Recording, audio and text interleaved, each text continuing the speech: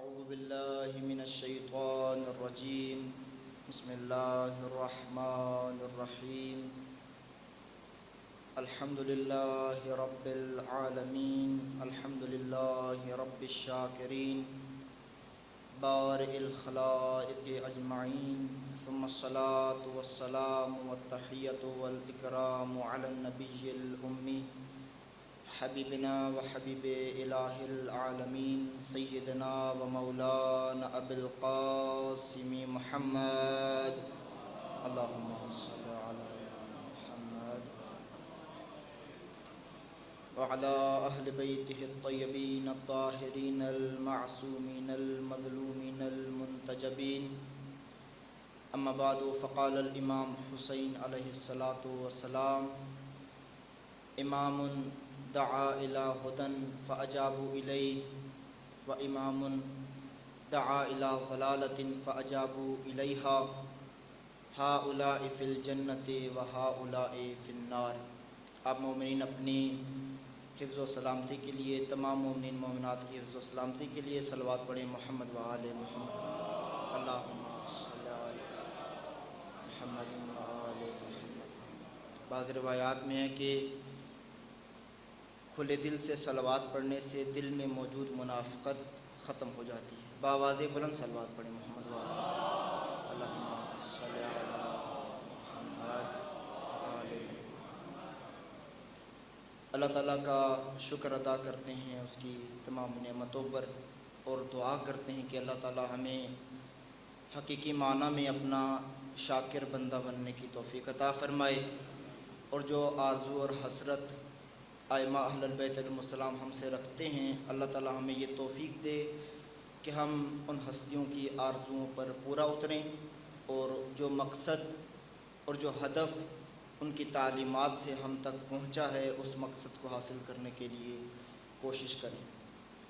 امامت و عصر امامت موضوع ہے ہمارا، اور اس کے ضمن میں مقدمے کے طور پر آپ لوگوں کی خدمت میں ذکر کیا تھا انسان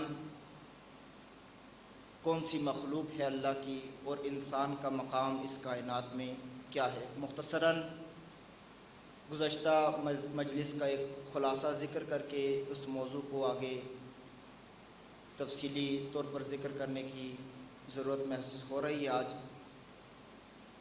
انسان کائنات میں ایک الگ مقام رکھتا ہے۔ انسان کے بغیر یہ کائنات مکمل نہیں۔ اللہ کی خلقت انسان کی خلقت کے بغیر مکمل نہیں ہو سکتی۔ جو اللہ تعالیٰ نے نظام خلقت بنایا ہے، اگر اس نظام خلقت میں انسان کی مخلوق نہ ہو وہ خلقت تمام نہیں ہوتی۔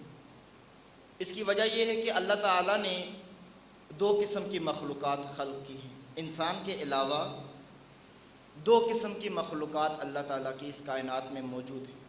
ایک وہ مخلوق ہے جو کامل مخلوق ہے، مکمل مخلوق ہے، جس کے اندر اللہ نے ذرہ برابر نقص نہیں رکھا، کمی نہیں رکھی۔ اللہ نے ان کو مقام کمال عطا کیا ہے، اور وہ ہے ملائکہ۔ فرشتے اللہ کی وہ مخلوق ہیں جن میں نقص نہیں ہے، کوئی کمی نہیں ہے۔ اللہ نے ان کو کمال کے درجے پر رکھا ہے، اور اس کی علامت یہ ہے کہ وہ اللہ کی ذرہ برابر نافرمانی نہیں کر سکتے، اور نقص نہیں ہے، مادی مخلوقات نہیں ہیں، جسمانی مخلوقات نہیں ہیں۔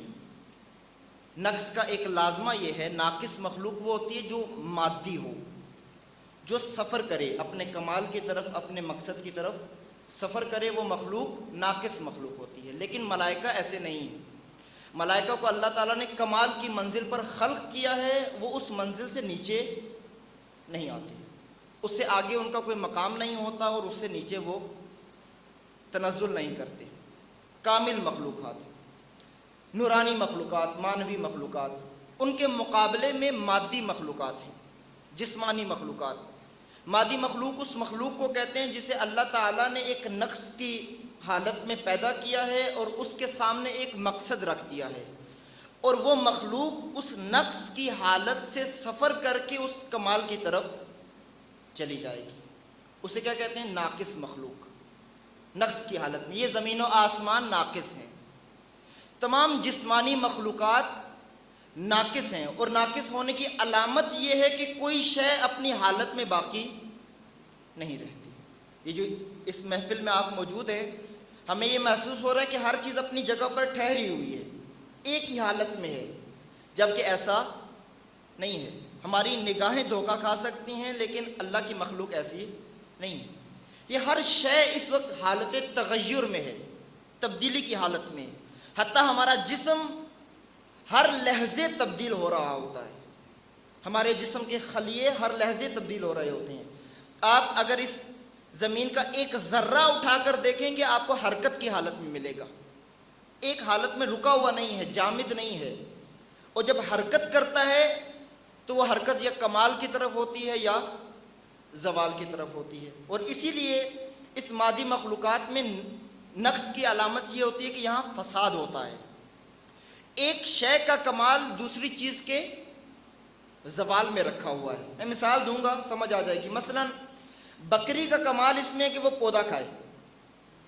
جب بکری پودا کھائے گی، پودا ہلاک ہو جائے گا۔ پودے کے لیے زوال ہے، لیکن اس بکری کے لیے کمال ہے۔ یعنی ایک چیز ختم ہو رہی ہے، دوسری چیز اس کے ذریعے سے کامل ہو رہی ہے۔ اسی طرح آپ اس پوری کائنات کا جائزہ لے لیں، اس ساری کائنات مادی مخلوقات کے اندر ایک ٹکراؤ رکھا گیا ہے، ایک ٹکراؤ کی کیفیت ہے۔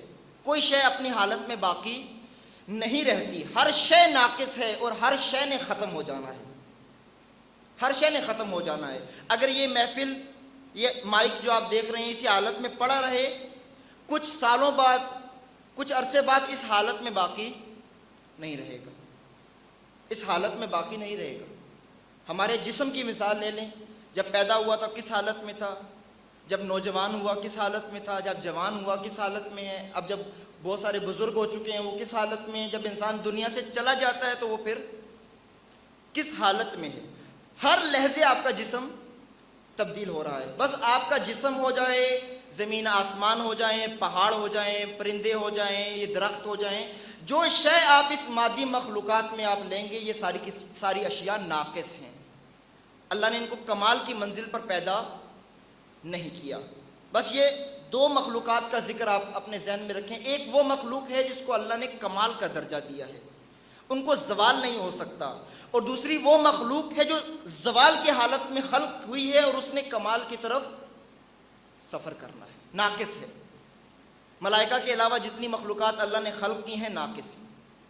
مومنین اکرام، اس بیچ میں ہمیں انسان کو سمجھنے کی ضرورت ہے کہ انسان کس مقام پر ہے۔ صلوات پڑھیں محمد و آل محمد، اللہم صلی علی محمد و آل محمد۔ آپ لوگ اگر تعاون کریں گے انشاءاللہ تعالیٰ، یہ ایک علمی گفتگو ہے، تو آپ ساتھ ساتھ چلیں گے تو اس مطلب تک ہم پہنچ جائیں گے انشاءاللہ جہاں تک پہنچنے کی ضرورت ہے۔ مومنین اکرام، اس مخلوقات کے اندر انسان کون سی مخلوق ہے؟ آیا انسان کامل مخلوق ہے یا انسان ناقص مخلوق ہے؟ دعویٰ کیا ہے ہمارا؟ انسان اشرف المخلوقات، یعنی انسان ملائکہ سے بھی افضل ہے۔ لیکن جب ایک پہلو آپ دوسرا دیکھیں گے تو آپ کو آپ کے ذہن میں وہی سوال پیدا ہوگا جو ملائکہ کے ذہن میں سوال پیدا ہوا تھا۔ میں انشاءاللہ ذکر کروں گا۔ مومنین نے کہا ملائکہ کا کمال ذاتی نہیں ہے، انہیں اللہ نے کمال دیا ہے۔ ملائکہ اللہ کی نافرمانی نہیں کر سکتے، کیوں؟ کیونکہ اللہ نے ان کو نافرمانی کرنے کا اختیار نہیں دیا۔ بس ان کا ذاتی کمال نہیں ہے، کمال ہے لیکن ذاتی نہیں ہے۔ ناقص مخلوقات، یہ زمین، یہ آسمان، ان مخلوقات کو علم تقسیم کیا جاتا ہے سائنس کے اندر۔ مثلا جمادات ہیں، پرندے ہیں، حیوانات ہیں، نباتات ہیں، پودے، یہ مادی مخلوقات، پتھر اور ریت، سیمنٹ، یہ ساری چیزیں، زمین جن چیزوں سے مل کر بنی ہے، یا پرندے ہو گئے، آبی مخلوقات ہو گئی، جانور ہو گئے، یہ ساری ناقص مخلوقات ہیں، ایک حالت میں باقی نہیں رہتی، اور ان کے نقص کے اندر ان کا اپنا اختیار شامل نہیں۔ اللہ نے ان کو کوئی اختیار نہیں ہے۔ جانوروں کے پاس کوئی اختیار نہیں ہے، پرندوں کے پاس کوئی اختیار نہیں ہے، زمین و آسمان کے پاس کوئی اختیار نہیں ہے۔ اسی لیے ہر شے اللہ تعالیٰ نے جس راستے پر قرار دی ہے اس راستے پر گامزن ہے۔ جس شے کو اللہ نے بنایا ہے وہ اسی راستے پر جا رہی ہے، اس میں تبدیلی نہیں آتی۔ مثلا گدھے کو اللہ نے گدھا بنایا، وہ صرف گدھا ہی ہے، شیر نہیں بنتا۔ شیر کو اللہ نے شیر بنایا، وہ کیا رہتا ہے؟ شیر گدھا نہیں بنتا۔ گندم کے دانے سے گندم نکلتی ہے، گندم کا اپنا اختیار نہیں ہے کہ ممکن ہے گندم کا موڈ خراب ہو جائے، وہ کہے کہ اس مرتبہ چاول نکلتے ہیں، نہیں، گندم کا اختیار نہیں ہے۔ زمین و آسمان کو اللہ نے اختیار عطا نہیں کیا، کسی مخلوق کو اللہ نے اختیار عطا نہیں کیا۔ اس بیچ میں اب انسان کی باری آتی ہے۔ مومنین کرام، جب ساری کائنات کو اللہ نے خلق کر لیا تھا، ملائکہ خلق ہو چکے تھے، اللہ کی بندگی میں مصروف تھے، جنات انسان سے پہلے موجود تھے، ابلیس انسان سے، آدم سے پہلے موجود تھا۔ اب ان سب کے سامنے اللہ نے آدم کو خلق کیا، مٹی سے خلق کیا۔ اب جب مٹی سے آدم خلق ہو رہا تھا، اللہ نے ملائکہ کو کہہ دیا انی جاعل فی الارض خلیفہ، سب سن لو، زمین میں اپنا خلیفہ مقرر کرنے جا رہا۔ کس کا خلیفہ؟ اللہ کا خلیفہ۔ اللہ کے خلیفہ سے مراد کیا ہے؟ یعنی ہر شے اللہ کی کسی نہ کسی صفت کا مظہر ہے۔ کوئی چیز اللہ کے جلال کا مظہر ہے، کوئی چیز اللہ کے جمال کا مظہر ہے، کوئی چیز اللہ کی حکمت کا مظہر ہے، کوئی اللہ کے علم کا مظہر ہے۔ ہر چیز میں اللہ تعالیٰ نے کوئی نہ کوئی اپنی صفت کا جلوہ دکھایا ہے۔ لیکن اب ایسی مخلوق خلق کرنے جا رہا ہوں جو اللہ کی ذات کا مظہر بنے گی، جس میں اللہ کا علم بھی نظر آئے گا، جس میں اللہ کی حکمت بھی نظر آئے گی، جس میں اللہ کا جلال بھی نظر آئے گا، جس میں اللہ کا جمال بھی نظر آئے گا۔ یہ زمین میں اللہ کا خلیفہ ہوگا، یعنی ایک ہی مخلوق کے اندر اللہ کی صفات جلوہ گر ہوں گی۔ اگر کوئی کامل انسان ہو، انسان اسے دیکھ کر اپنے رب کو پہچان سکتا ہے۔ اسی لیے اللہ تک پہنچنے کے دو راستے علماء ذکر کرتے ہیں نا، قرآن کریم میں دو راستے ذکر ہوئے ہیں۔ ایک، انسان اس آفاق کو دیکھ کر، کائنات میں غور کر کے، زمین و آسمان میں غور کر کے، زمین کی سیر کر کے اپنے رب کی شناخت حاصل کرتا ہے، اللہ کی نعمتوں کو دیکھ کر اللہ کی شناخت حاصل کرتا ہے۔ اور دوسرا راستہ جو سب سے قریب راستہ ہے، اگر انسان خود کو پہچان لے، انسان اپنے خدا کو بھی پہچان لیتا ہے۔ کیوں؟ چونکہ خود انسان اس انداز میں اللہ نے بنایا ہے کہ اللہ کی تمام صفات کا مظہر ہے، لیکن پیچیدہ ہے، مشکل ہے، آسان کام نہیں ہے۔ انی جاعل فی الارض خلیفہ، جب اللہ تعالیٰ نے مخلوق مٹی سے بنا رہا تھا، ملائکہ نے ایک سوال پوچھا، چونکہ ملائکہ عقل محض ہیں، ملائکہ نے اشکال نہیں کیا، ملائکہ نے سوال پوچھا، خدایا جتنا علم تو نے ہمیں عطا کیا ہے، اس علم کے تحت ہمیں یہ نظر آ رہا ہے کہ تو مٹی سے جس مخلوق کو بنا رہا ہے، یہ زمین میں جا کر فساد کرے گا، خون ریزی کرے گا، قتل و غارت کرے گا، لفسدت الارض، زمین فاسد ہو جائے گی۔ اور آپ اس چیز کے گواہ ہیں، آج زمین میں فساد ہے یا نہیں ہے؟ کس کا پھیلایا ہوا فساد ہے؟ انسان کا۔ خون ریزی کون کرتا ہے؟ انسان کر رہا ہے۔ بس ملائکہ کہنے لگے، خدایا ہم صبح و شام تیری عبادت کرتے ہیں، سجدہ ریز ہیں، تیرے امر کے آگے تسلیم ہے، تیری نافرمانی نہیں کرتے۔ عقل بھی یہ کہتی ہے کہ اگر کوئی خلافت کا حقدار تھا تو ملائکہ تھے، لیکن خدایا تو اس مٹی سے بنانے والے کو اپنا خلیفہ بنا رہا ہے۔ کیونکہ ملائکہ نے اس زمین و آسمان کو دیکھا ہوا تھا، زمین کو دیکھا ہوا تھا، جانوروں کو دیکھا ہوا تھا، مٹی سے بنی ہوئی چیزوں کو دیکھا ہوا تھا۔ یہ جانور جتنے بنتے ہیں کس سے بنتے ہیں؟ مٹی سے بنتے ہیں، اور جانور، ہر جانور دوسرے جانور کا دشمن ہے۔ فساد دیکھا ہے، ملائکہ نے مٹی سے بنی ہوئی چیزوں کا جب فساد دیکھا، آدم کے بارے میں سوال پوچھ لیا۔ اللہ نے جواب میں کیا کہا؟ انی اعلم ما لا تعلم، جو مجھے پتا ہے وہ تمہیں نہیں معلوم، تمہیں نہیں پتا۔ کیوں؟ کیونکہ اس آدم کی خلقت ساری کائنات سے جدا ہے۔ تم اس کے مادی پہلو کو دیکھ رہے ہو، لیکن اس کے روحانی پہلو کو نہیں دیکھتے۔ تم نے اس کا شہوانی پہلو دیکھا ہے، جسمانی پہلو دیکھا ہے، اس کا روحانی پہلو نہیں دیکھا۔ اگر تم اس کے جسم کو مشاہدہ کرو گے، ہاں ان میں کچھ ایسے ہوں گے جو فساد کریں گے، خون خرابہ کریں گے۔ جو انسان خود کو جسم سمجھ لے، جسمانی مخلوق سمجھ کر اپنے مفادات کے پیچھے لگ جائے، وہ خون خرابہ بھی کرتا ہے، فساد بھی کرتا ہے۔ آج جو مال و دولت پر قتل کر دیتے ہیں، آج جو جائیداد پر قتل کر دیتے ہیں، آج جو اپنی خواہشات کی خاطر دوسروں کو قتل کر دیتے ہیں، یہ کون لوگ ہیں؟ اپنے آپ کو جسم سمجھنے والے۔ لہذا پھر اللہ تعالیٰ نے آدم علیہ السلام کو تعلیم دی، اسماء کی تعلیم دی۔ آدم نے اس تعلیم کو قبول کیا۔ پھر ملائکہ کے سامنے جب حضرت آدم علیہ السلام نے ان اسماء کا ذکر کیا، انہیں خبر سنائی، سب کے سب ملائکہ سجدہ ریز ہو گئے۔ مومنین اکرام، اصل بنیادی نقطہ کیا تھا جس کی طرف میں آپ کو متوجہ کرنا چاہ رہا ہوں کہ آدم سے پہلے، انسان سے پہلے جتنی مخلوقات اللہ تعالیٰ نے غیر انسان خلق کی تھیں، سب کے سب مجبور محض تھی۔ سب کا کمال اللہ کی بنیاد پر تھا، اللہ کے ارادے پر تھا۔ کوئی شے کائنات کی اپنا ارادہ نہیں رکھتی، کسی چیز کو اللہ نے اختیار نہیں دیا۔ اسی لیے ہر چیز بہترین ہے۔ زمین اپنے مدار میں چکر کاٹتی ہے، چاند زمین کے گرد اپنے مدار میں چکر کاٹ رہا ہے۔ یہ اتنی بڑی کہکشاں جس میں کروڑوں ستارے ہیں، سیارے ہیں، اور کیا کیا کچھ ہے کہ انسان اس کی سرحدوں تک نہیں پہنچ سکتا۔ مومنین اکرام، اتنا بڑا نظام کیسے چل رہا ہے؟ اتنا بڑا نظام کسی بہت دقیق بنانے والے کے ذریعے سے چل رہا ہے۔ اگر چاند کے پاس اپنا ارادہ ہو، اگر سورج اپنے ارادے سے حرکت شروع کر دے، اگر زمین اپنی منمانی شروع کر دے، یہ نظام کائنات باقی نہیں رہے گا۔ یہ اس کائنات کا اتنا زیبا نظام، اتنا نظم ہمیں یہ بتا رہا ہے کہ اس کے بنانے والے کی ذات بہت حکیمانہ ذات ہے، اور اللہ نے کائنات میں کسی مخلوق کو اختیار نہیں دیا، یہ ارادہ نہیں کرتے، یہ فقط اور فقط اللہ کی اطاعت کرتے ہیں۔ اسی لیے اللہ نے اپنی امانت پہاڑوں کے سامنے رکھی، زمین و آسمان کے سامنے رکھی، کسی نے نہیں اٹھائی۔ فحملها الانسان، لیکن انسان نے اللہ کی امانت کو اٹھا لیا۔ کیا مطلب؟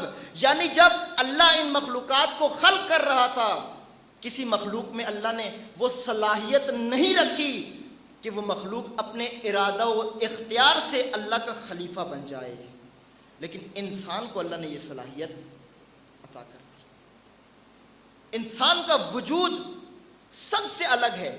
کیا مراد؟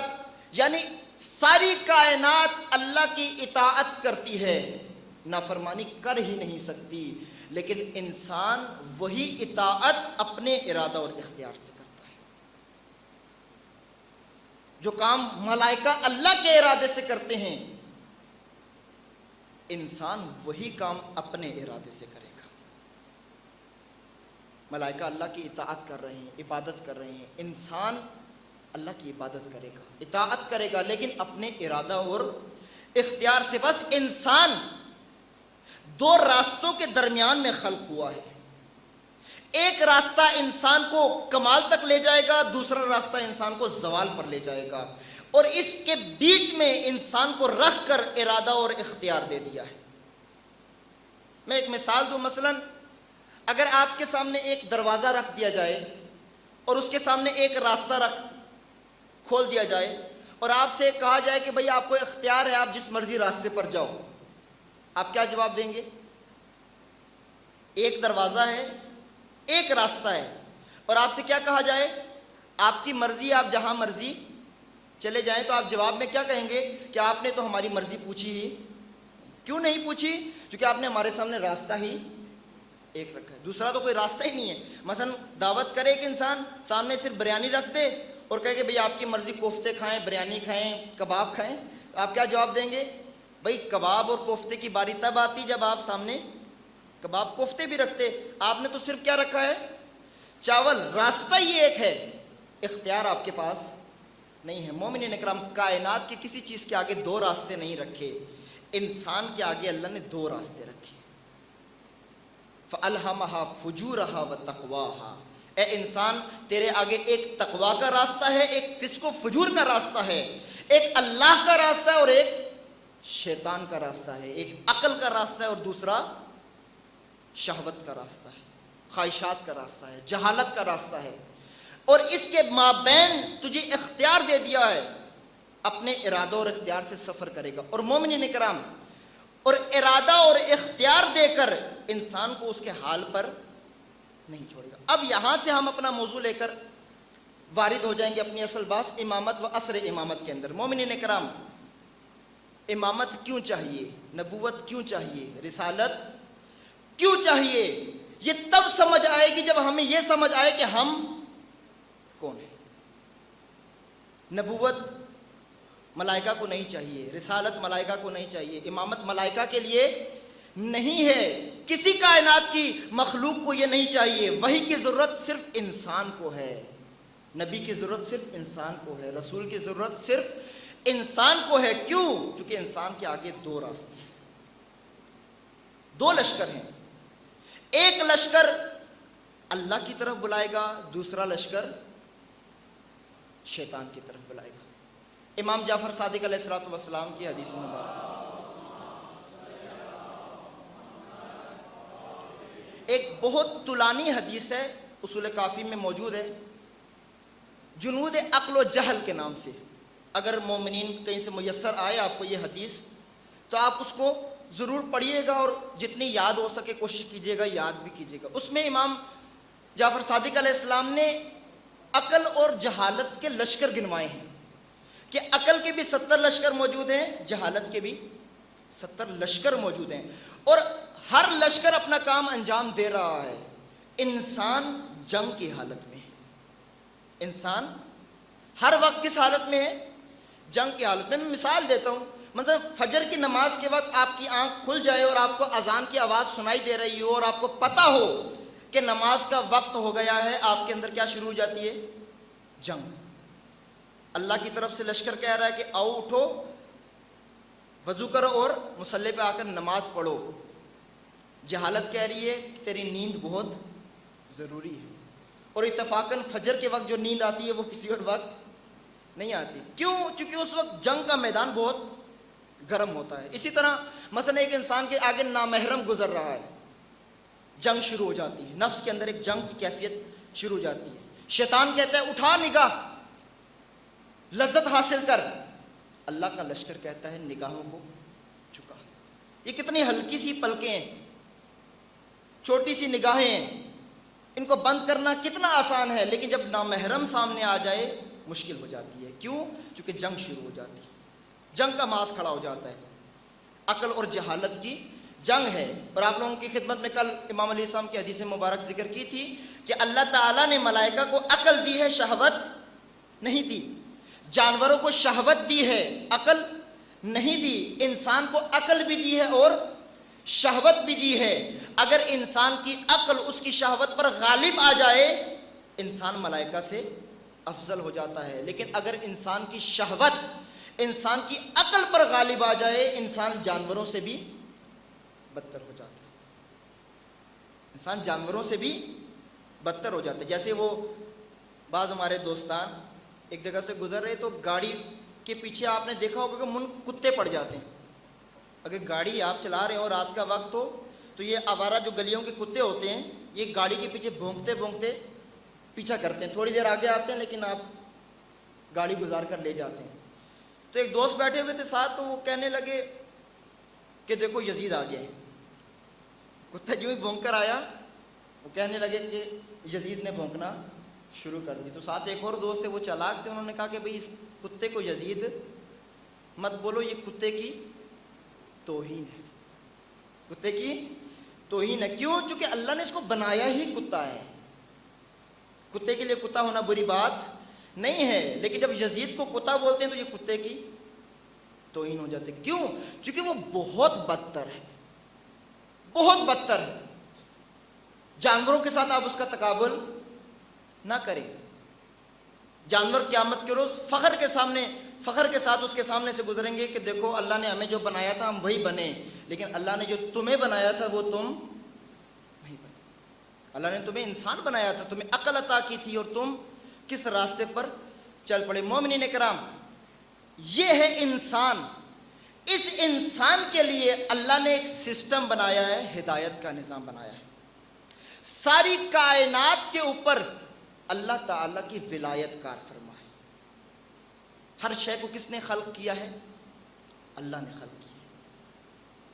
ہوا خالق کل شیء، وہ ہر چیز کا خالق ہے، انسان کا بھی خالق ہے۔ اللہ ہمارا خالق ہے، اور جس نے چیزوں کو بنایا ہے، چیزوں کو پروان بھی وہی چڑھاتا ہے۔ اللہ رب ہے۔ اللہ کیا ہے؟ ساتھ ساتھ جواب دیا کریں۔ اللہ خالق ہے اور اللہ رب ہے، یعنی بنانے کے بعد اس مخلوق کو اس کے حال پر نہیں چھوڑ دیا، بلکہ اس کی پرورش کا انتظام بھی کیا ہے، ربوبیت کا انتظام، ایک نظام بنایا ہے۔ اللہ رب ہے، اور جو بنانے والا ہے، جو پرورش کرنے والا ہے، جو پروان چڑھانے والا ہے، وہ مالک ہوا کرتا ہے۔ وہ مالک ہوا کرتا ہے۔ حکم دینے کا اختیار اسی کے پاس ہے جو خالق ہے، جو رب ہے، جو مالک ہے۔ مالک یوم الدین، لہو ملک السماوات والارض، زمین و آسمان کی تمام ملکیت اللہ کے پاس ہے۔ ان الحکم الا للہ، حکم فقط اللہ دے سکتا ہے۔ حاکم اللہ ہے۔ اللہ ولی الذین آمنوا، اللہ مومنوں کا ولی ہے۔ مومنین کرام، یہ صفات اللہ تعالیٰ کی ذکر کرنے کا مقصد یہ ہے کہ ساری کائنات کے اندر اللہ تعالیٰ نے ہدایت کا ایک نظام بنایا ہے۔ سورج ہدایت لیتا ہے اللہ سے، چاند ہدایت لے رہا ہے اللہ سے، گندم کا دانہ ہدایت لیتا ہے اللہ سے، آنکھ دیکھنے کے لیے ہدایت لیتی ہے اللہ سے۔ ہر شے کس سے ہدایت لے رہی ہے؟ اللہ سے۔ اور یہ اللہ نے جو ہدایت کا نظام بنایا ہے، یہ اللہ تعالیٰ کی ولایت تکوینی کے اندر آتا ہے۔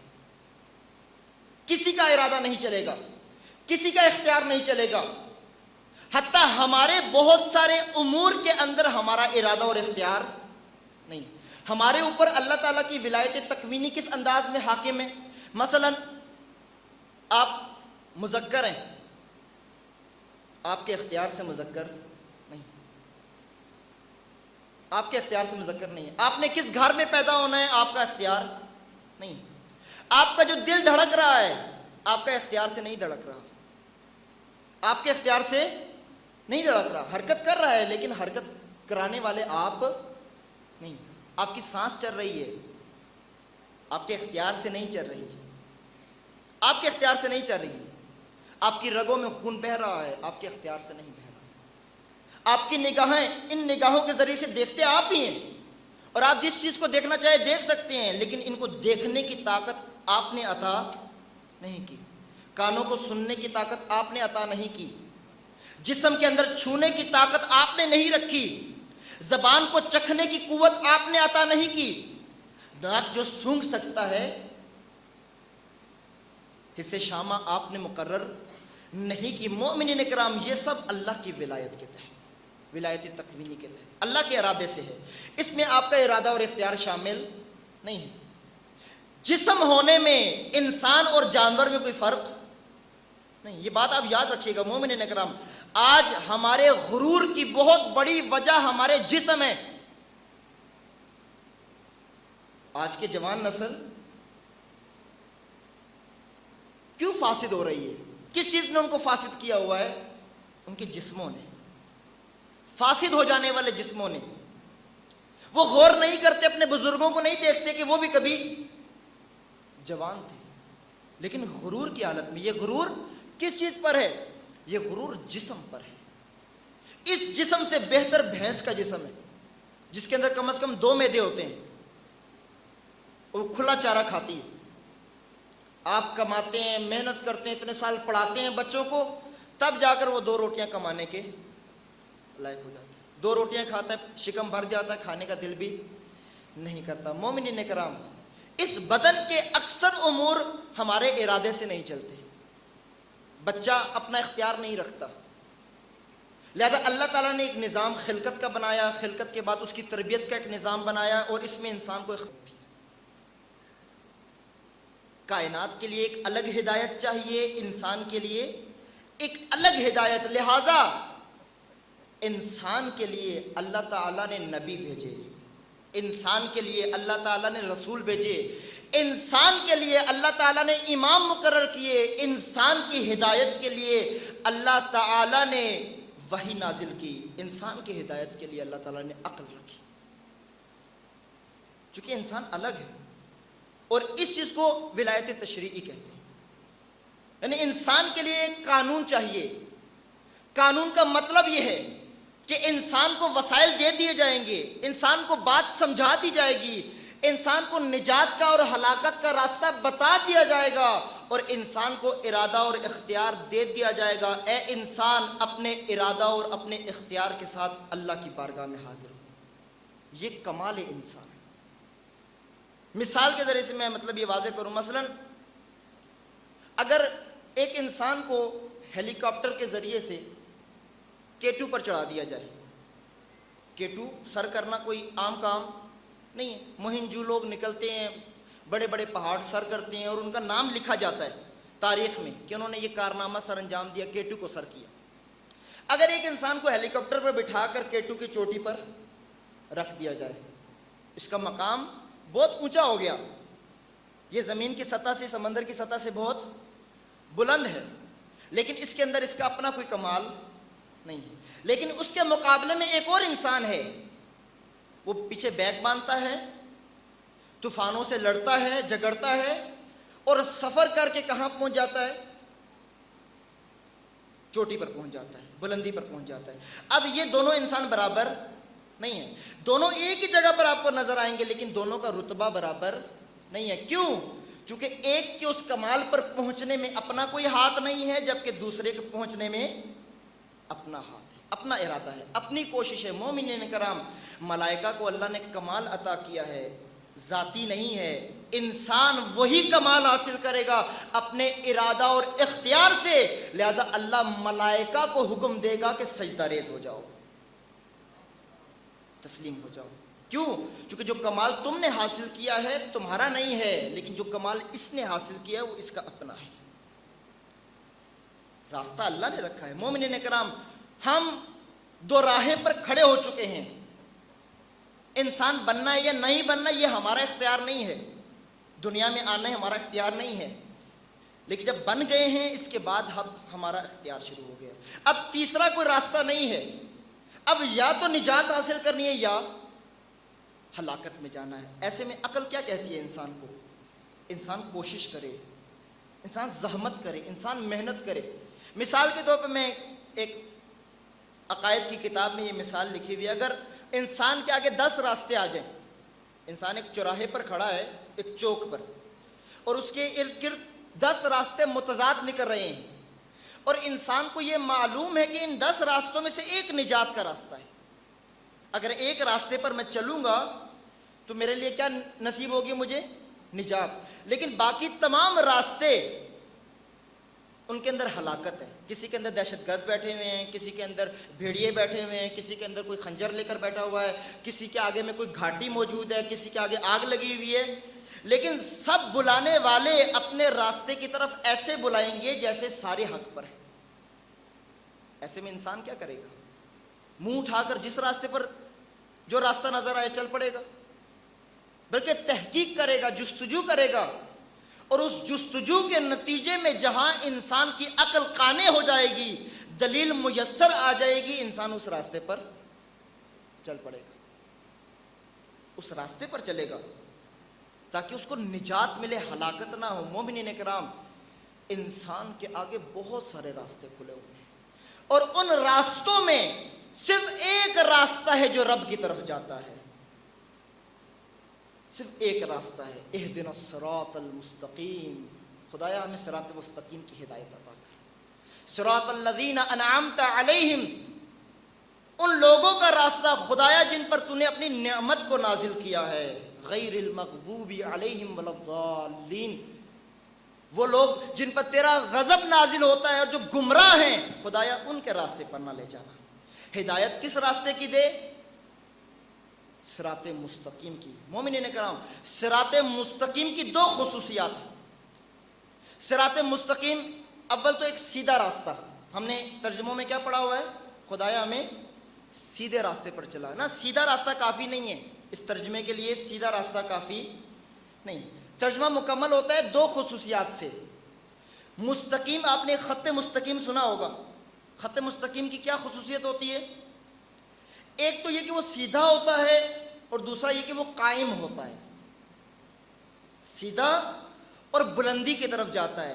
زمین سے زمین کی طرف سفر کرنے والا خط مستقیم نہیں ہوتا. خط مستقیم کی خاصیت یہ ہے کہ وہ سیدھا ہوتا ہے اور بلندی کی طرف جاتا ہے. مثلا جس طرح یہ پلر موجود ہے یہاں پر، یہ سیدھے بھی ہیں اور بلندی کی طرف جا رہے ہیں.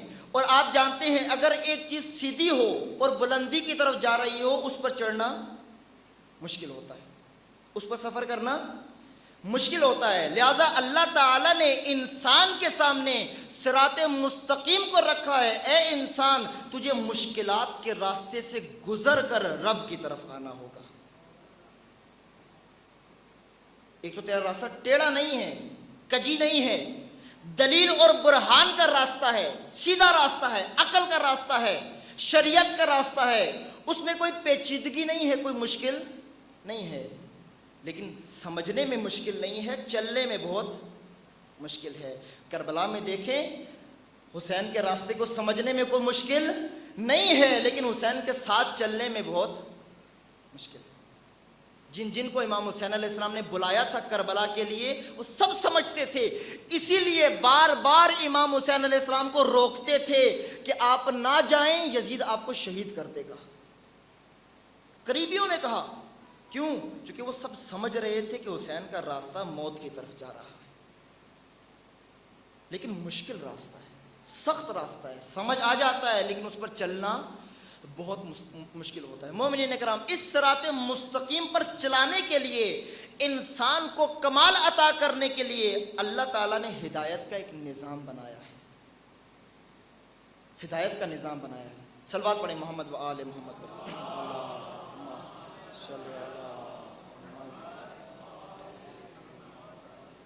انشاءاللہ مطلب سمجھ آ رہا ہے آپ لوگوں کو.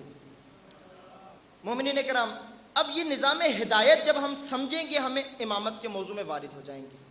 اللہ تعالیٰ نے انسان کو سمجھانے کے لیے، انسان کی ہدایت کے لیے نبوت کا انتظام کیا ہے. نبوت، رسالت اور امامت. نبوت، رسالت اور امامت، ان پر ہمارا ایمان ہے. کیا ہے؟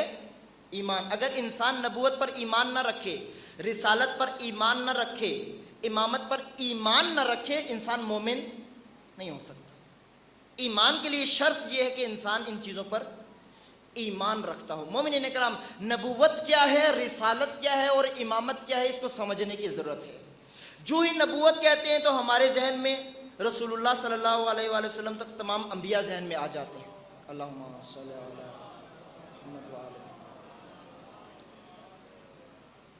ہمیں ایک خاص انداز میں ہماری نانیوں اور دادیوں نے ایک دین پڑھایا ہے. نانیوں اور دادیوں کا دین جو ہے وہ ہماری انگلیوں پر ختم ہو جاتا ہے. 1,24,000 انبیاء ہیں، 313 رسول ہیں اور 12 امام ہیں. یہی ہے نا، یہی ہم لوگ پڑھتے ہیں. 12 امام، 14 معصوم، 5 پنجتن. دین مکمل، چیپٹر کلوز. گھر کے باہر تختی لگا دو کہ ہم مومن بن گئے. کیوں؟ چونکہ ہمیں پتہ ہے کہ 1,24,000 انبیاء ہیں، 313 رسول ہیں، 12 امام ہیں، 14 معصوم ہیں اور 5 پنجتن پاک. نہ مومنین اکرام، دین اتنا سادہ نہیں. اتنا سادہ ہوتا تو جو امام حسین کے مقابلے میں کھڑے تھے ان سب کو یہ آتا تھا. وہ جو پیچھے مدینہ میں نمازیں پڑھتے رہ گئے تھے، جو مکہ میں حج کرتے رہ گئے تھے، جو کوفہ میں اپنی خواتین کے بغل میں جا کر بیٹھ گئے تھے، ان سب کو یہ دین آتا تھا. اگر یہ دین کامل ہوتا وہ سب کمال کی منزل پر ہے، لیکن یہ دین کامل نہیں ہے. مومنین کرام، نبوت، رسالت اور امامت کو سمجھنے کی ضرورت ہے. نبوت اللہ کا ایک عہدہ ہے، رسالت اللہ کی طرف سے ایک عہدہ ہے، امامت اللہ کی طرف سے ایک عہدہ ہے، ایک مقام ہے، ایک منصب ہے. جس طرح فوج میں رینک ہوتے ہیں اور بہت سارے ادارے ان میں ایک رینک ہوتے ہیں نا، ہر چیز کا ایک درجہ ہوتا ہے.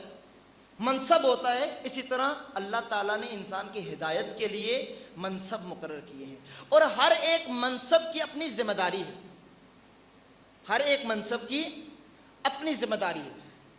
نبوت یعنی اللہ نے کچھ انسان اس انداز میں خلق کیے ہیں، مومنین کا توجہ کیجیے گا، اللہ نے کچھ انسان اس انداز میں بنائے ہیں کہ وہ اس عالم کے بھی ہیں، اس عالم کے بھی ہیں۔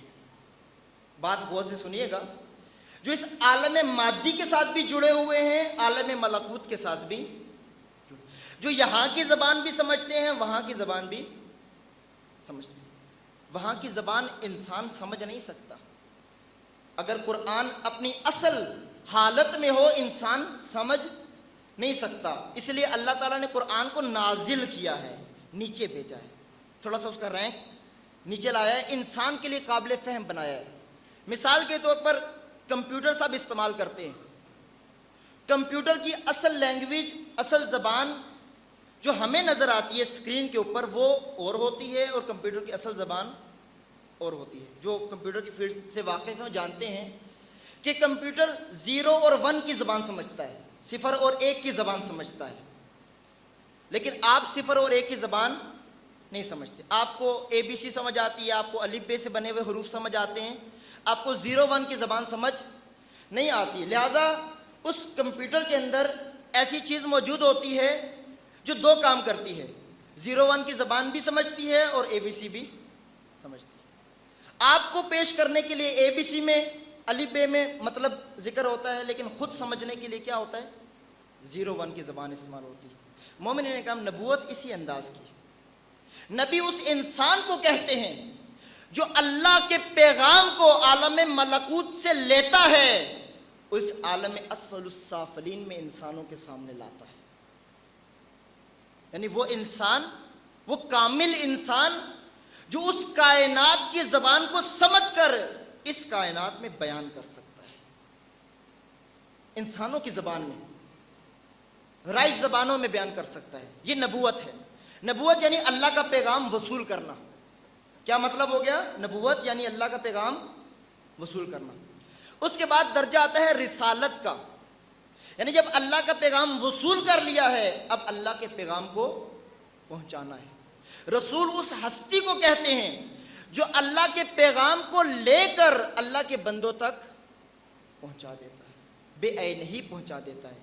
اسی لیے عصمت کا ہونا ضروری ہے، معصوم ہونا ضروری ہے، کیونکہ اگر نبی معصوم نہ ہو، رسول معصوم نہ ہو، پیغام پہنچانے میں خطا ہو سکتی ہے، پیغام پہنچانے میں خطا ہو سکتی ہے۔ لہذا اللہ تعالیٰ نے انبیاء کو رسالت بھی عطا کی ہے۔ جو نبی ہوتا ہے وہ اللہ کی طرف سے رسول بھی ہوتا ہے۔ وہی ایک نبی، وہ نبی بھی ہے اور رسول بھی ہے۔ نبی اس حیثیت سے کہ وہ اللہ کا پیغام لے رہا ہے، رسول اس حیثیت سے کہ وہ اللہ کا پیغام لوگوں تک پہنچا رہا ہے۔ مومنین اکرام، اللہ کا قانون صرف لے لینا کافی نہیں ہو جاتا، لوگوں تک پہنچا دینا کافی نہیں ہوتا، بلکہ اللہ کے بندوں کو اللہ کے دین پر عمل کروانا بھی ہے۔ اس کے لیے امامت چاہیے۔ امام کون ہوتا ہے؟ امام کون ہوتا ہے؟ امام اس انسان کو کہتے ہیں جو اللہ کے قانون کو اللہ کے بندوں پر نافذ کرتا ہے، حکومت بناتا ہے، حکم دیتا ہے۔ لہذا یہ 3 درجے ہیں اللہ کی طرف سے جو اللہ تعالیٰ نے انسانوں کی ہدایت کے لیے مقرر کیے۔ مومنین اکرام، ان درجوں کو سمجھنے کے لیے اب ہم یہ گفتگو شروع کریں گے کہ نبی اللہ کی طرف سے ہے، رسول اللہ کی طرف سے ہے، امام بھی اللہ کی طرف سے۔ کیوں؟ چونکہ اللہ نے انسان کو بنایا ہے، اللہ انسان سے بہتر واقف ہے، اللہ کے علاوہ کوئی انسان سے بہتر واقف نہیں ہو سکتا۔ آپ جانتے ہیں جو کمپنی ایک پروڈکٹ بناتی ہے، ایک چیز بناتی ہے، آپ اور میں اس چیز کے بارے میں اتنا بہتر واقف نہیں ہوتے، لیکن وہ کمپنی جانتی۔ مثلا دوائی بنانے والی کمپنی کو پتہ ہے کہ اس دوائی کو نمی سے بچانا ہے، اس کو دھوپ سے بچانا ہے، اس کو حرارت سے بچانا ہے، اس کو بچوں کی پہنچ سے دور رکھنا ہے۔ اس لیے وہ کمپنی اس پروڈکٹ کے اس شاپر کے اوپر لکھ دیتی ہے کہ مثلا بچوں کی پہنچ سے دور رکھیں، حرارت سے محفوظ رکھیں، روشنی سے دور رکھیں، اتنے درجے حرارت پہ رکھیں۔ آپ کو نہیں معلوم، کیوں؟ چونکہ آپ نے وہ دوائی نہیں بنائی، لیکن بنانے والے کو خبر ہے۔ اللہ نے ہر چیز کو بنایا ہے، اللہ نے مجھے اور آپ کو بنایا ہے، ہم اللہ کو بھول گئے ہیں، ہم اللہ کو فراموش کر بیٹھے، ہم اپنے بنانے والے کو بھول گئے ہیں۔ ہمارا عمل بتاتا ہے کہ ہم اپنے رب کو بھول گئے ہیں۔ ہماری زبانوں سے نکلنے والے حروف کہتے ہیں کہ حرف نکلنے سے پہلے رب کو یاد نہیں کیا۔ ہماری آنکھیں دیکھنے سے پہلے سوچتی نہیں ہیں کہ کس کو دیکھ رہے ہو، رب راضی ہے بھی یا نہیں۔ کتنے گناہ گار ہیں، ہمیں اپنے گناہ بھی یاد نہیں، بنانے والا بھول گئے ہیں، اس لیے فاسد ہو گئے ہیں۔ مومنین کرام، رب کو یاد رکھیں، خالق کو یاد رکھیں۔ وہ بنانے والا اپنے بندے سے ایک لحظے کے لیے غافل۔ اللہ کا سب سے بڑا عذاب یہ ہے کہ اللہ تعالیٰ اپنی یاد بندے کے دل سے نکال لیتا ہے۔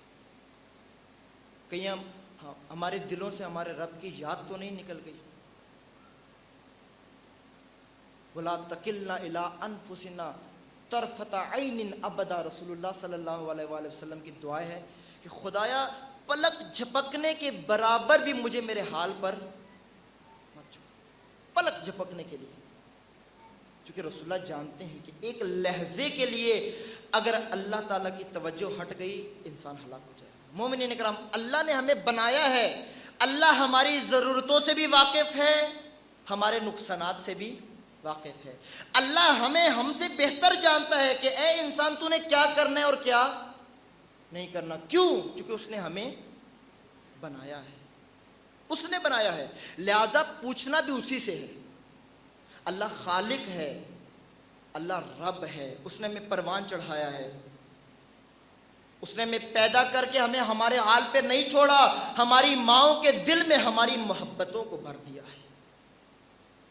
ماں مر جاتی ہے لیکن اپنے بچے کو اپنے حال پر، خود دھوپ کی طرف رخ کر لیتی ہے، بچے کو چھاؤں میں لے آتی ہے۔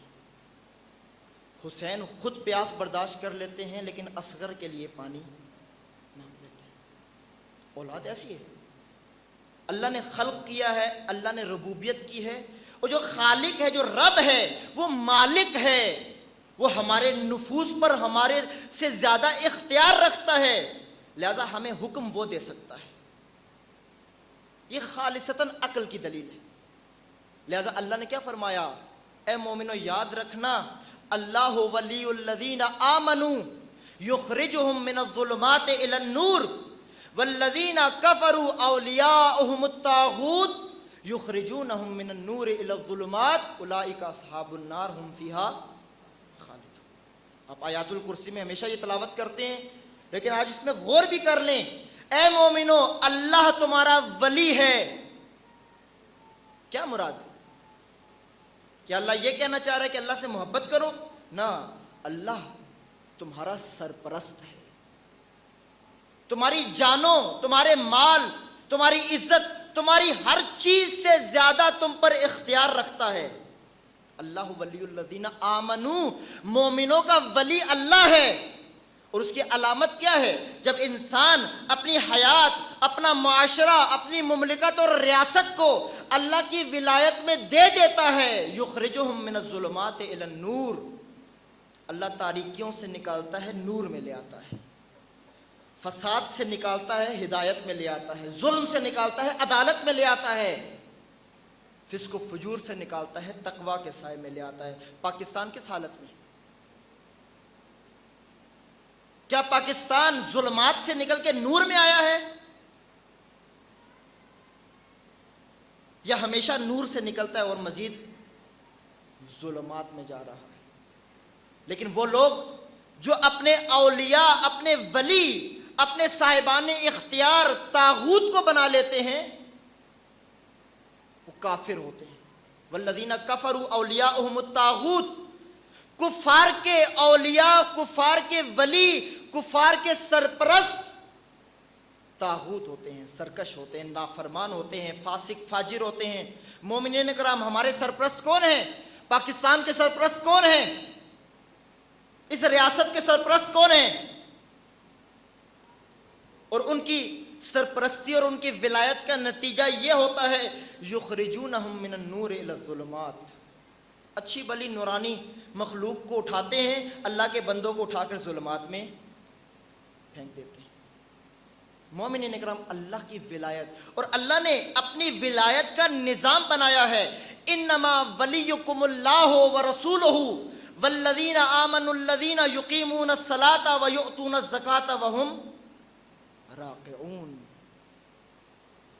اے مومنو، یاد رکھنا، فقط اور فقط اللہ تمہارا ولی ہے، حق کے ولایت اللہ کے پاس ہے، تمہاری زندگی کا سب اختیار تمہارے رب کے پاس ہے۔ اگر مومن ہو، اگر اللہ کے بندے ہو، اگر انسان کامل بننا چاہتے ہو، اللہ کی ولایت میں آنا پڑے گا، لیکن اللہ خود آ کر ولایت نہیں کرے گا، اللہ اپنی جانب سے ولی بنا کر بھیجے گا۔ وَرَسُولُهُ، رسول اللہ کی طرف سے ولی ہوتے ہیں، اور وہ جو صاحبان ایمان ہیں اور اس حالت میں زکوٰۃ دیتے ہیں کہ رکوع کی حالت میں ہوتے ہیں، اور وہ مولا کائنات امام علی ابن ابی طالب علیہ السلام۔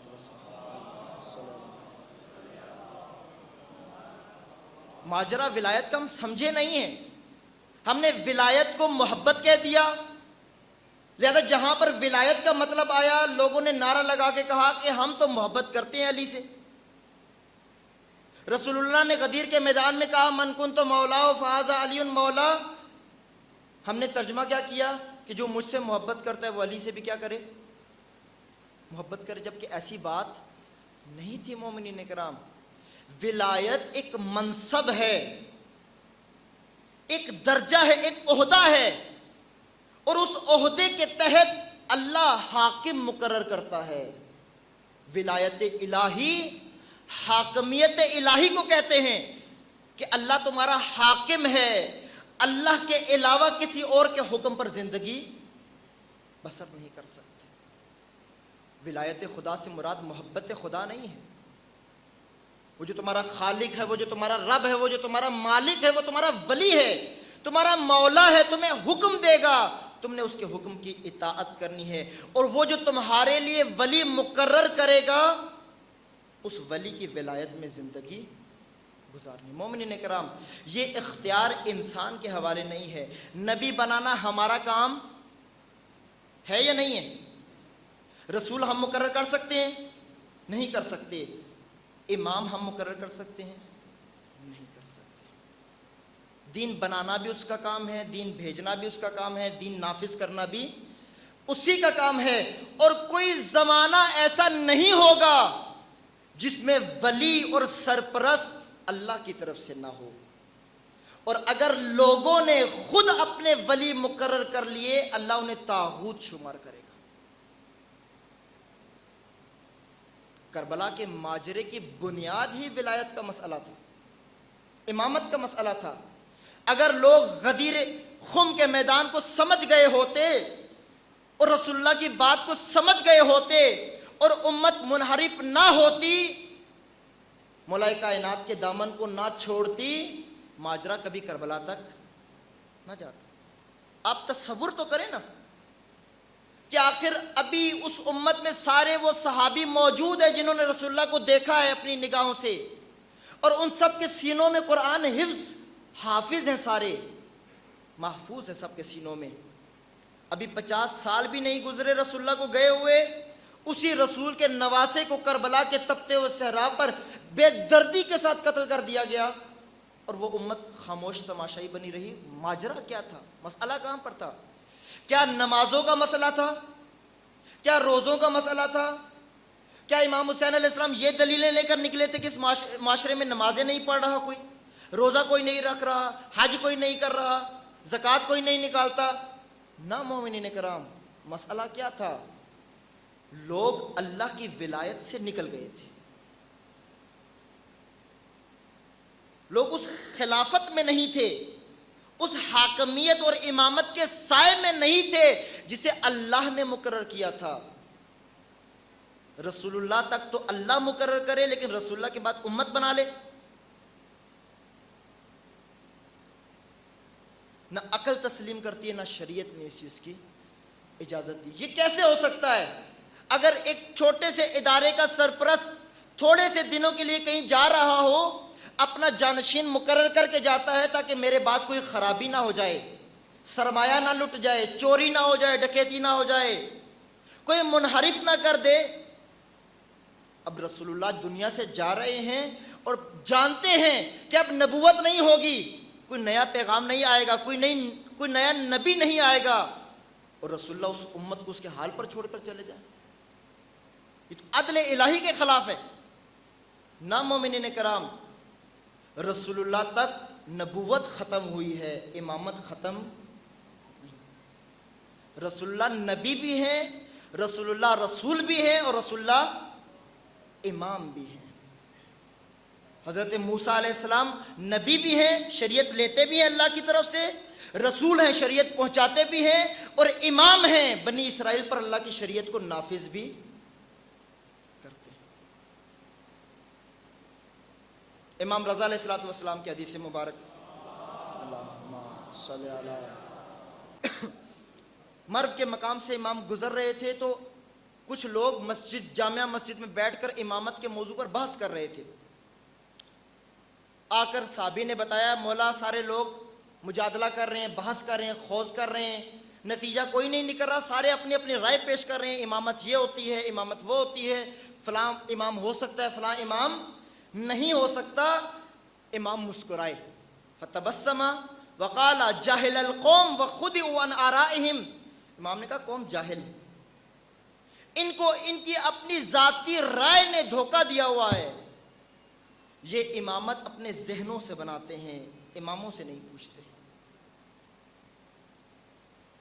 یہ حاکم خود بنا لیتے ہیں، اللہ کے دین سے نہیں پوچھتے، استخارے کے لیے قرآن کھولتے ہیں، حکومت کے لیے قرآن نہیں کھولتے، حاکمیت کے مسئلے میں قرآن نہیں کھولتے، وہاں کہتے ہیں کہ ہم بہتر جانتے ہیں۔ انشاءاللہ زندگی رہی تو کل اس حدیث کو تفصیل سے انشاءاللہ آپ کی خدمت میں ذکر کروں گا کہ امام رضا علیہ السلام نے کس انداز میں امامت کو کھولا۔ اس سے پہلے ایک امام حسین علیہ السلام کی حدیث ذکر کر کے مصائب کی طرف بڑے مومنین کرام، بس مسئلہ بنیادی امامت کا ہے، اگر امامت کے موضوع کو زیر بحث نہ لایا جائے کوئی انسان کمال کی منزل پر نہیں۔ دین نافذ کون کرائے گا؟ امام کرائے گا۔ اللہ کے دین جو نبی نے بھیجا، جو نبی لے کر آئے ہیں، رسول نے تبلیغ کیا ہے، اس تبلیغ کا حق کب ادا ہوگا؟ جب اللہ کی شریعت، اللہ کے قانون پر عمل ہوگا۔ اس لیے ایک شخص آیا امام حسین علیہ السلام سے آ کر پوچھنے لگا کہ مولا بتائیں قرآن میں جو یہ آیت ہے یوم ندعو کل اناس بامامہم، کہ ہم قیامت کے دن ہر انسان کو اس کے حاکم، اس کے امام کے ساتھ اٹھائیں گے، بلائیں گے، اس کا معنی کیا ہے؟ امام فرمانے لگے کہ یاد رکھو دو قسم کے امام ہوتے ہیں، امام دعا الی ہدن، ایک وہ امام ہوتا ہے جو لوگوں کو ہدایت کی طرف بلاتا ہے، فاجابوا الیہا، اور ایک قوم اس کی آواز پر لبیک کہتی ہوئی میدان میں حاضر ہو جاتی ہے، وامام دعا الی ضلالۃ، اور دوسرا وہ امام ہوتا ہے جو لوگوں کو گمراہی کی طرف بلاتا ہے، فاجابوا الیہا، اور ایک قوم اس کی گمراہی پر لبیک کہتی ہے، اس کی بات مان لیتی ہے، ہؤلاء فی الجنۃ وہؤلاء فی النار۔ یہ پہلی قوم جو امام ہدا، امام ہدایت کی آواز پر لبیک کہتی ہے، یہ جنت میں داخل ہوگی، اور ضلالت کے امام کے پیچھے چلنے والی جہنم میں داخل ہوگی۔ جنت کا معیار بھی حسین ابن علی بتا کر گئے ہیں، جہنم کا معیار۔ مومنین کرام، اب فیصلہ کرنا بہت آسان ہے۔ جو کربلا میں حاضر ہو گئے، ہؤلاء فی الجنۃ، وہ جنت میں، وہ جنت میں بھی کہاں ہیں؟ جوار حسین ابن علی میں، ان کا بڑا مقام ہے۔ اور جو حسین کے مقابلے میں آ گئے، 3 طبقوں پر امام نے لعنت کی ہے زیارت میں۔ لعن اللہ امتن قتلت کا، لعن اللہ امتن ظلمت کا، لعن اللہ امتن سمعت بذلک فرضیت بہ، لعنت ہو اس امت پر جس نے حسین ابن علی کو قتل کیا۔ اس شمر پر، اس عمر سعد پر اور اس لشکر پر جو کربلا میں آ کر درندوں سے بدتر انداز میں جنہوں نے ظلم کیا،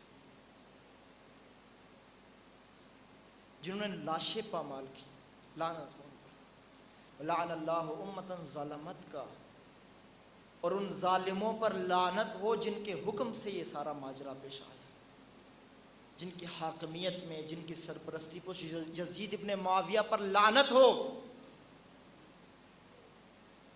لعنت ہو اس پر جو آج یزید کو رحمت اللہ علیہ کہتا ہے، اس پر لعنت ہو۔ بدترین مخلوق روئے زمین پر وہ ہے جو اتنا پست ہو گیا ہے دشمن اہل بیت کہ یزید کو رحمت اللہ علیہ کہتا ہے۔ یہ گھٹیا لوگ، لعنت ہے ان لوگوں کے اوپر سیدہ زہرا کی، ملعونین، ملعون ہے یہ لوگ۔ مومنین کرام، لعن اللہ امتا سمعت بذالک فرضیت بے، اور لعنت ہو اس امت پر جو یہ سارا ماجرا سنتی رہی، دیکھتی رہی، اس پر راضی رہی۔ اپنے زمانے کے امام کی آواز پر لبیک، حسین بلاتے رہ گئے کہ میں جا رہا ہوں، جو قتل ہونا چاہتا ہے حسین کے ساتھ آ جائے، نجات پا جائے گا، جوار حسین میں جگہ ملے گی، جوار رسول میں جگہ ملے گی۔ امام مندعا الی ہدن حسین نے ہدایت کی طرف بلایا، ایک مختصر سی امت میدان میں اتر آئی، مختصر تھے لیکن کامیاب ہو گئے، اور باقی سب پر لعنت پڑ گئی۔ مومنین کرام، سب پر لعنت، ان نمازیوں پر لعنت جو نمازیں پڑھتے رہے حسین کے ساتھ نہیں آئے، ان حاجیوں پر لعنت جو حج کرتے رہے، حسین کو احرام کھولتے دیکھا کربلا میں نہیں آئے، ان کوفیوں پر لعنت جنہوں نے حسین کو بلا لیا، بلا کر بے وفائی کر کے چھوڑ کر چلے گئے۔ ماجرا امامت کا تھا، خلافت کا تھا، ولایت کا تھا۔ کتنے پست تھے وہ لوگ جنہیں یزید قبول تھا، حسین قبول۔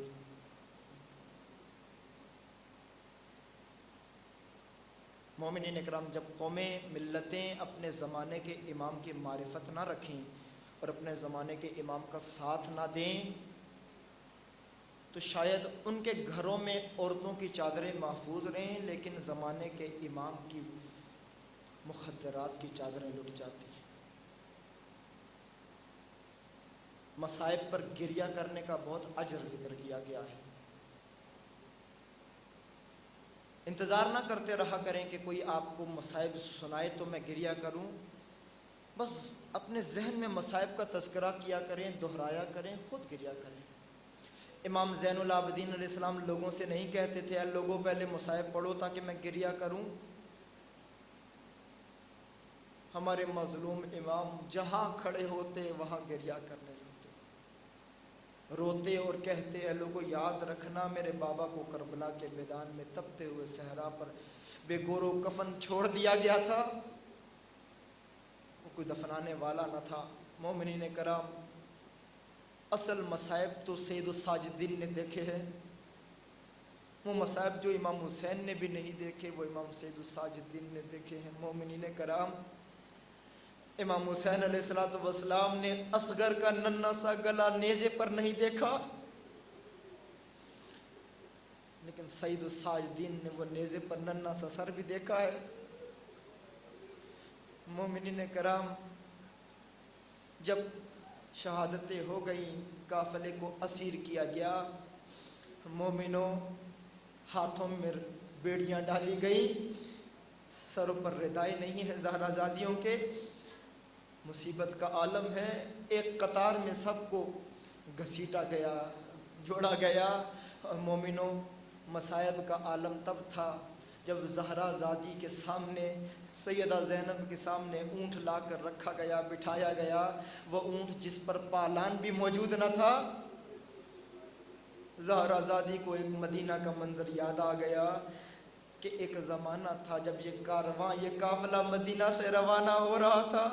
مومنوں، راوی نقل کرتا ہے کہ میں نے دیکھا بنو ہاشم کے جوان، چاند سے جوان، وہ بلند قد و قامت والے جوان باہر نکل کر کھڑے ہیں، گفتگو کر رہے ہیں. لگ رہا تھا کہ کارواں تیار ہو رہا ہے، کہیں سفر پر نکلنے والا ہے. مومنوں کہ اچانک دیکھتا ہے کہ ان جوانوں میں ہلچل پیدا ہو گئی. سب جوان چوکند ہو کر کھڑے ہو گئے، قطاروں میں کھڑے ہو گئے، سروں کو جھکا لیا، نگاہوں کو جھکا لیا. کا دیکھا کہ کوئی خواتین مخدرات اسلام نکلی ہیں، مخدرات اسلام نکلی ہے کہ اس سارے کارواں کی نگاہیں جھکی ہوئی ہیں، سر شرم سے جھکے ہوئے ہیں. مومنوں وہ زہرا زادیاں ہیں جو سواری کی طرف محمل کی طرف جا رہی تھی. راوی کہتا ہے اس شان و شوکت کے ساتھ زہرا کی بیٹیاں نکلی کہ ایک طرف عباس ہیں، ایک طرف علی اکبر ہیں. سواری کے قریب بیٹھ کر دونوں نے اپنا کندھا رکھ دیا. ان کا سہارے سے زہرا زادی محمل میں سوار ہوئی ہے پردے کی حالت میں. آج کربلا کے میدان میں آ کر دیکھیے کہ زہرا زادی تو وہی ہے لیکن سر پر ردا نہیں ہے، سر سے لہو بہ رہا ہے. کیوں لہو بہ رہا ہے مومنوں؟ یہ لعین ہاتھوں سے ردائیں نہیں چھینتے تھے، نیزے کی انیاں مارتے تھے. نہ جانے کس عالم میں زہرا زادیوں کے ہاتھوں پر رسن بندھے گئے ہوں گے، گلے میں بیڑیاں ڈالی گئی ہوں گی، پیروں میں رسن باندھے گئے ہوں گے. مومنوں آج زہرا زادی کو وہ مدینہ کا منظر یاد آیا ہے. بے پالان اونٹ پر سوار ہو گئی. مومنوں جب یہ کارواں اسیر کر کے کوفہ کی جانب لے جایا جا رہا تھا، گنج شہداء کے قریب سے گزارا گیا. وہ لاشیں جو کٹے ہوئے پڑے ہیں، بے گور و کفن پامال لاشیں پڑے ہیں. زہرا زادی کا جب سواری سامنے سے گزری، مومنوں روایت میں راوی نقل کرتا ہے زہرا زادی نے خود کو گرا لیا. جب اونٹ سے گرایا تو ایک ماجرا نقل کیا جاتا ہے مومنوں کہ جب جناب عباس سواری سے گرے تھے، جناب عباس کے بازو کٹے ہوئے تھے. مصائب کا ذکر ہے کہ سوچ میں انسان سوچ میں پڑ جاتا ہے، جس کے بازو نہ ہو نہ جانے منہ کے بل گرا ہوگا، سر کے بل گرا ہوگا. مومنوں زہرا زادی کا بھی یہی عالم تھا، پسے گردن ہاتھ بندھے ہوئے ہیں. جب اونٹ سے گری ہے نہ جانے چہرہ لگا ہوگا، نہ جانے کس عالم میں زہرا زادی گری ہے. دوڑتی ہوئی ایک سر کٹے لاشے کی گرد چکر کاٹتی ہے، چکر کاٹتے ہوئے کہتی ہے انت الحسین، تو میرا ماجایا حسین ہے. مومنوں اس کٹے ہوئے گلے پر بوسہ دے کر زہرا زادی کہنے لگی یہ وہی مقام ہے جہاں رسول اللہ بوسہ دیا کرتے تھے. مومنوں جب زہرا زادی اس لاشے پر اپنا سینہ، اس کے سینے پر اپنا سر رکھ کے گریہ کر رہی ہے، ماتم کر رہی ہے، بین پڑ رہی ہے، بیبیاں سواریوں سے اتر کر خود کو گرا کر دوڑتے ہوئے شہداء کے لاشوں پر آ کر گریہ کر رہی ہیں. مومنوں ایک وقت آیا کہ امام زین العابدین علیہ السلام کی ایک آواز سنائی دی. جب پھپھی نے مڑ کر دیکھا کہ بھتیجے پر یہ عالم تھا، شمر لعین ہاتھ میں تازیانہ لے کر اس بیمار کربلا کو تازیانے مار کر کہہ رہا تھا کہ زہرا کی بیٹی کو واپس بلا لو، زہرا کی بیٹی کو واپس بلا دو ورنہ تازیانے کھاتے رہو گے. امام کہنے لگے پھپھی جان ابھی زین العابدین میں طاقت موجود ہے، جی بھر کے حسین کی آخری زیارت کر لیجئے، نہ جانے اس کے بعد زیارت نصیب ہو یا نہ ہو. مومنوں اس درد و رنج کے عالم میں پورے کارواں جب تک کوفہ و شام کے راستے میں جا رہا تھا، یہ لعین وقفے وقفے سے کبھی راستے میں ان اسیروں کو گھسیٹا کرتے تھے، کبھی سواریوں کو تیز کر دیا کرتے تھے. پیاس اور رنج کے حالت میں جگہ جگہ پر زہرا زادی کے پشت پر تازیانے مارے گئے، تازیانے مارے جا رہے. مومنین کرام جب یہ اسیروں کا قافلہ کوفہ میں داخل ہوا، ایک عجیب سما تھا. وہ لعین جنہوں نے دعوت دی تھی آج ہاتھوں میں پتھر لے کر کھڑے ہیں، کسی کے ہاتھ میں پتھر ہے، کسی کے ہاتھ میں ڈنڈا ہے. کوئی کیا شے لے کر کھڑا ہے اور آوازیں بلند کر رہے ہیں، باغیوں کا گروہ آ گیا ہے، باغیوں کا گروہ آیا ہے۔ مومن جو ہی یہ کارواں کوفہ کی گلیوں میں داخل ہوا، ان لعینوں نے چھتوں سے پتھر برسانا شروع کیے، ان اسیروں کے ننھے ننھے بچوں کے سروں پر وہ پتھر لگنا شروع ہوئے، زہرا زادیوں کے سروں پر پتھر لگے۔ مومنوں، اس عالم میں جب کرب کے عالم میں بے پردہ خواتین کو دیکھا، ایک خاتون آ کر پوچھنے لگی سیدہ زینب سے، من ای اسارا انتن، کہ اے خواتین، اے مخدرات، آپ کس کاروان کی اسیر ہیں؟ فرمانے لگی نحنو اسارا آل محمد، ہم اسیران آل محمد ہیں، ہم زہرا کی بیٹیاں ہیں۔ اے لعینو، تمہیں معلوم نہیں ہو جس مصطفیٰ کا کلمہ پڑھتے ہو، ہم اس مصطفیٰ کی بیٹی کی لخت جگر ہے، ہمیں کربلا کے میدان سے یہاں تک اسیر بنا کر لایا گیا ہے۔